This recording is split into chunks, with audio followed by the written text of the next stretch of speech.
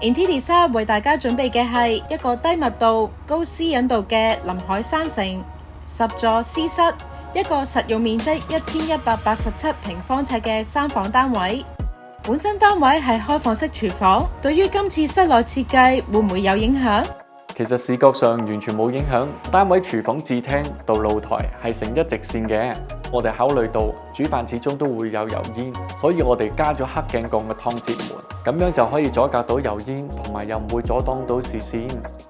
為咗令設計帶出氣派同埋氣質，喺入門口到梳化背至到飯廳嘅位置，包括哥哥房同埋主人房門，我哋揀咗一幅武戲風格嘅山景牆畫，令人入去有一種竹林深處人家嘅感覺。反而電視機嘅位置，我哋簡簡單單加翻啲壁燈，懸浮式嘅 TV 櫃會用翻襯到對面牆畫嘅雲石色面。咁房間入邊有冇特別嘅設計呢？女房我哋會以 tree house 嘅形式去設計，入門口會有一個好大嘅活動空間，台階上面我哋做咗樓梯，上到去就會係一個可以放到大床嘅閣樓，同時可以做到三邊落床嘅效果。相對喺下面，同時都可以做到好闊落嘅衣櫃、書台同埋書櫃。究竟主人房設計師係點設計？可以去我哋嘅 YouTube channel 睇返我哋詳細介紹片段㗎。